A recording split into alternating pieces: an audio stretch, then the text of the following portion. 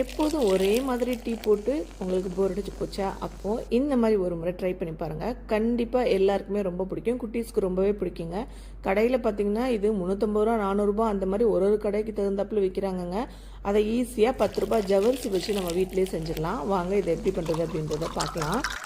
ஜவ்வரிசி எடுத்து அதை மிக்சியில் போட்டு நல்லா நைஸாக அரைச்சிக்கோங்க. குறன்னு இருக்கக்கூடாது. அதுக்கப்புறம் நல்லா தின்னான ஜல்லடை வச்சு, ஓட்டை வந்து ரொம்ப சின்னதாக இருக்கணும், அந்த மாதிரி இருக்க ஜல்லடை வச்சு அதையும் நைஸாக வந்து குருணையே இல்லாமல் சலிச்சு எடுத்துக்கோங்க. அது கூட 1.5 டீஸ்பூன் கோகோ பவுடர் போட்டுக்கோங்க. ஜவ்வரிசி நம்ம அரைச்சோம்ல, அதே மிக்சியில் சர்க்கரையை கொஞ்சமாக 1 கப் போட்டு அதையும் நல்லா அரைச்சி வச்சுருக்கேன். ஐசிங் சுகர் சொல்லுவோம்ல, அதுதான். அதையும் சேர்த்து நல்லா மிக்ஸ் பண்ணிவிட்டு சுடுதண்ணி வந்து போட்டு நல்லா அதை கலந்துக்கங்க. சுடுதண்ணி கொஞ்சமாக தான் சேர்க்கணும். கொஞ்சம் கொஞ்சமாக சேர்த்து பூரிக்கு மாவு பிசைகிற மாதிரி நல்லா திக்காக பிசைஞ்சுக்கலாம்.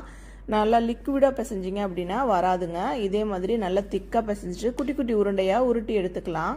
நான் கோகோ பவுடர் போட்டேன் இல்லையா, அதுக்கு பதிலாக நீங்கள் இந்த மாவில் நீங்கள் பிசையும் போதே காஃபி பவுடர் போட்டுக்கலாம். இல்லை மேங்கோ வந்து பழுத்த மேங்கோ இருக்குல்ல, அதை அரைச்சி அந்த பேஸ்ட் சேர்த்துக்கலாம். ஸ்ட்ராபெரி, உங்களோட க்ரியேட்டிவிட்டியை யூஸ் பண்ணி உங்களுக்கு பிடிச்ச ஃப்ளேவர்ஸ் சேர்த்திங்க அப்படின்னா டேஸ்ட் இன்னும் டிஃப்ரெண்ட்டாக பண்ணலாங்க. நல்லா கொதிக்கிற தண்ணியில் இதை நல்லா ஒரு 15 நிமிஷம் வேக விடுங்க. நல்லா வெந்து மேலே மிதந்து வரும்.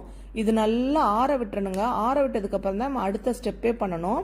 இங்கே பாருங்கள், நல்லா வெந்துருச்சு. இப்போ நீங்கள் எடுத்து இதை ப்ரெஸ் பண்ணி பார்த்தீங்க அப்படின்னா சாஃப்டாக இருக்கும்.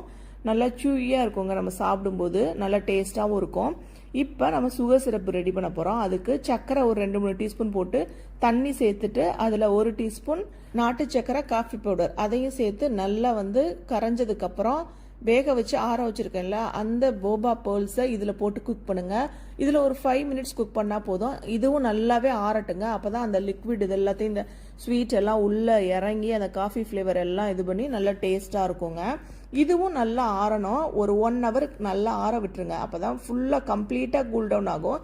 இப்போ தான் நம்ம என்ன ஃப்ளேவர் நமக்கு பிடிக்குமோ அதை நம்ம சேர்த்துக்கலாம். நான் ஆல்ரெடி டீ போட்டு நான் வந்து ஃப்ரிட்ஜில் வச்சுருக்கேன். நல்லா சில்லுன்னு இருக்கணும். காஃபியும் போடலாங்க. காஃபி, டீ, ரோஸ் மில்க்கு, அப்புறம் மேங்கோ ஜூஸ் எது வேணால் நம்ம இஷ்டத்துக்கு வந்து சேர்த்துக்கலாம். டாரோ மில்க் பண்ணிக்கலாம். கோகோனட் மில்க் இருக்கு இல்லையா, நம்ம தேங்காய் பால் இருக்குல்ல, அது கூட சேர்த்துக்கலாம். ரொம்ப டேஸ்ட்டாக இருக்கும். ஒரு தடவை நான் செஞ்சு பார்த்தேன், அவ்வளோ டேஸ்ட்டாக இருக்குங்க. கண்டிப்பாக நீங்களும் இதை ட்ரை பண்ணி பாருங்கள். இந்த வீடியோ உங்களுக்கு யூஸ்ஃபுல்லாக இருந்ததுன்னு நினச்சிங்கன்னா இந்த வீடியோக்கு லைக் பண்ணிவிட்டு நம்ம சேனலை சப்ஸ்கிரைப் பண்ணிக்கோங்க. இது மாதிரி ரொம்ப ஈஸியான ரெசிபீஸ்லாம் அடுத்தடுத்து நான் போடுறேன். நெக்ஸ்ட் வீடியோவில் பார்க்கலாம். பாய்.